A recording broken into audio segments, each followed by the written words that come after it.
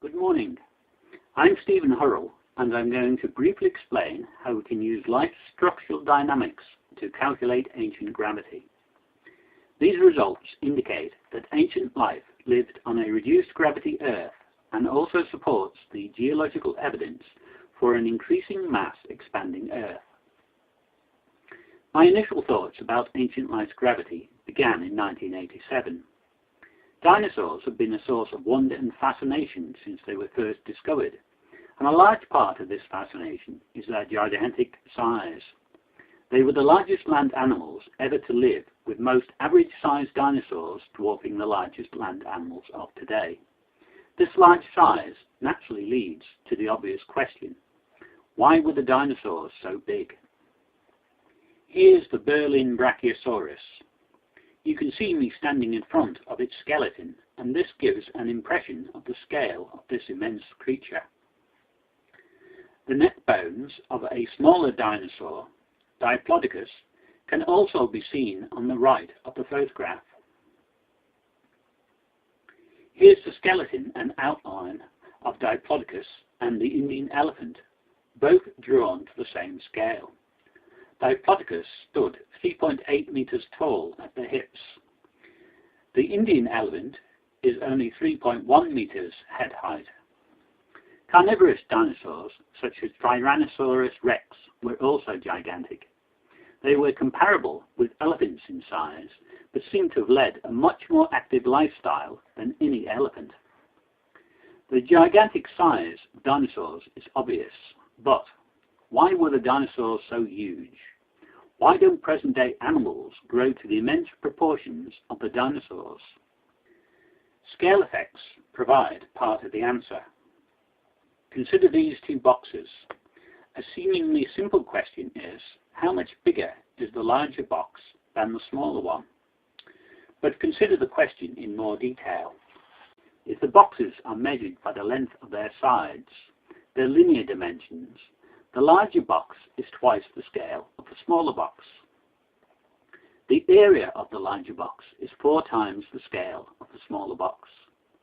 The volume of this larger box is 8 times the scale of the smaller one. As any object increases in size, its volume increases quicker than its area, and its area increases quicker than its length. It is this mathematical relationship between length, area and volume which limits the maximum scale of life. Here is a standard 4-legged animal in 2 sizes, small and large, with the weight of each animal supported on its 4 legs. Just like the simple box, the linear dimensions, height, width and breadth, of the large-scale animal are twice those of the small animal.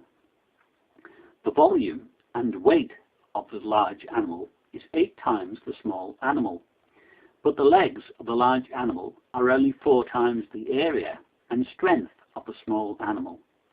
The large animal's leg stress is twice the small animal's leg stress because the weight of the large animal has increased quicker than its strength due to the scale effect. This simple example clearly explains why all animals must be limited in size. This scale effect is well known. The Royal Institute Christmas lectures are televised each year in Britain, and the 2010 lectures gave an interesting series on why size matters, with models of 2 scale animals. One was twice the size of the smaller animal. Although his model animals are round, it demonstrates the same scale effect on life we have just looked at. The small animal can stand on its legs, but what will happen to the larger animal? The legs collapse because of the scale effect. This series of Royal Institute lectures on scale effects are well worth watching and are still available on their website. We can see the scale effect limiting the size of real life. The legs of large-scale animals generally tend to be proportionally thicker for greater strength. Here's the thigh bone of a deer, a rhinoceros and an elephant. The small solid shapes indicate the true relative size of these bones. the larger outline indicates the difference in their shape. The deer, on the left, has the most slender legs, the rhinoceros relatively thicker, and the elephant has great, thick, sturdy bones to support its massive bulk.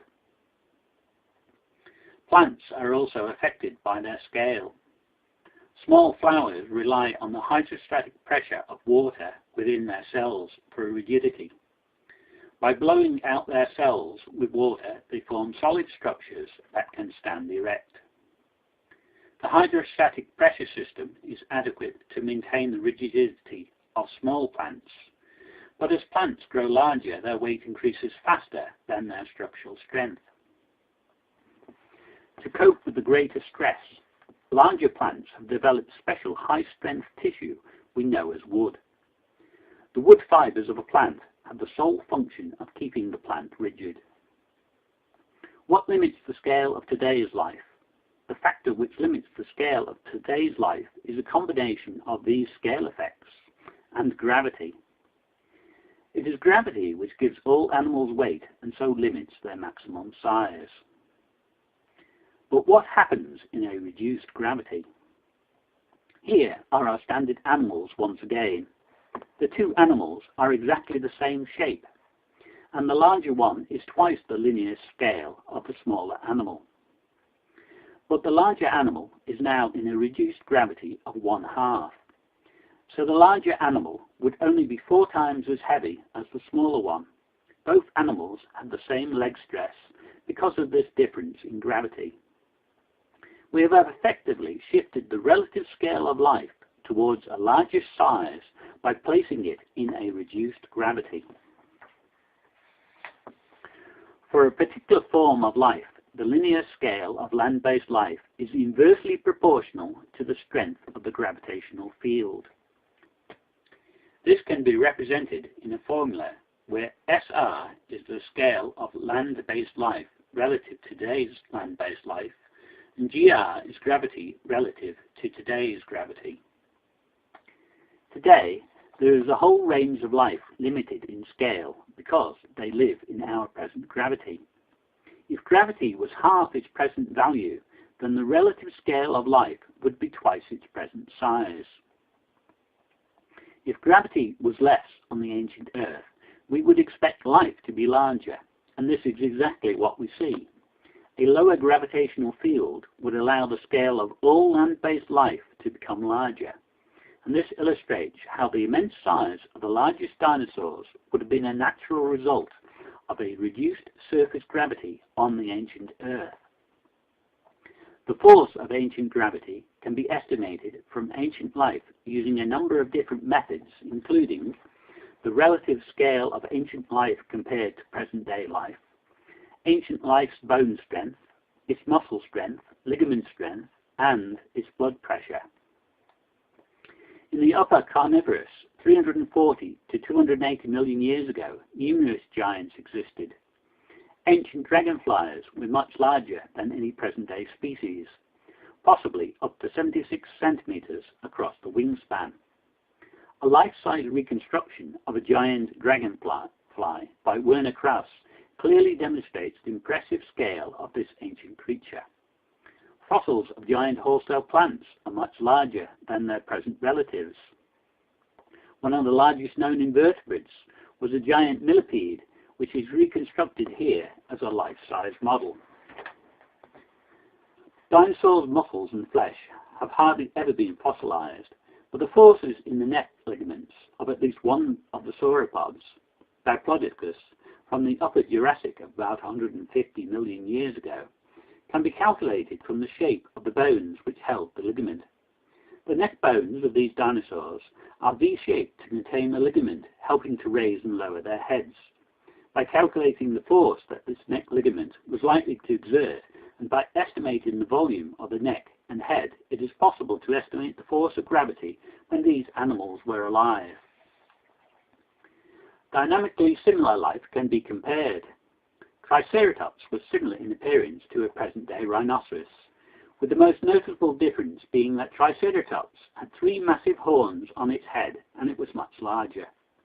Triceratops grew to 8 meters in length and its mass was about 9 tons. so it was similar to an elephant in mass. Despite its elephantine size, the Triceratops seems to be dynamically similar to a present-day white rhinoceros and should have galloped in a similar manner. It is difficult to explain how such a large animal was so athletic unless gravity was lower. The general trend of scale reduction is noticeable from the observation of giants of the past. After the dinosaurs became extinct, a range of supergiant mammals reached the size of smaller dinosaurs about 40 million years ago. These have all been replaced by the smaller animals of today. This trend can be seen more readily by plotting the relative sizes of giants of ancient times compared to modern life forms. 350 million years ago, the scale of life was between 3 to 5 times greater than similar forms of life reached today. By the time of the first dinosaurs, this had reduced between 3 to 2 times, and at the end of the dinosaurs' reign, it was 1.5 to 2 times the scale of present-day life. The low gravitational field on the ancient Earth can be estimated from the relative scale of ancient life. This graph indicates the probable change in gravity on a reduced gravity Earth, based on ancient life. We can see that surface gravity has been slowly increasing over hundreds of millions of years. But why would the force of gravity have changed? There is one obvious fact about celestial bodies like the Earth. Surface gravity is proportional to size and mass. The Moon has a low surface gravity to match its small size. Amongst the planets, Mars is smaller than the Earth and has a lower gravity. Venus approaches both the Earth's diameter and gravity. There is a definite relationship between the size of a planet and its surface gravity.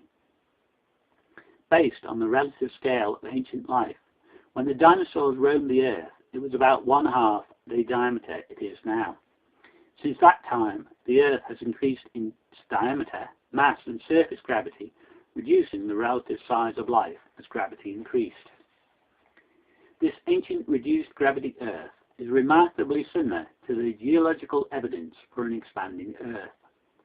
The geological evidence indicates that the present-day continents were once joined to form one large continent, but as the Earth increased in size, the continents began to split as new ocean floor filled the gap.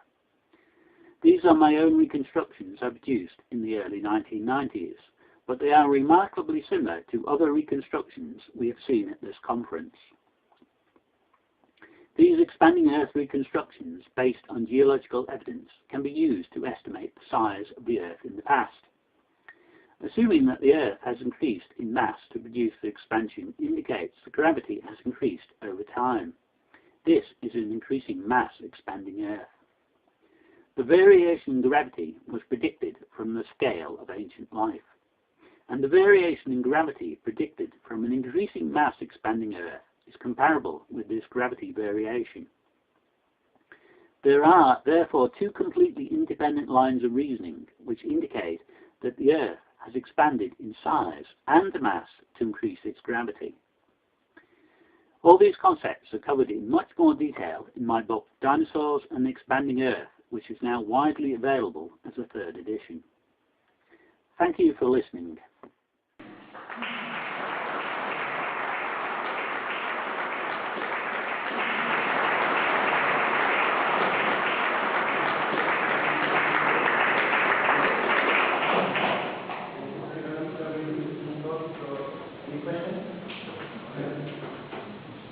I actually have 2 questions. One about the chart in your book where the alpha is, you give a calculated relative gravity that's less than for the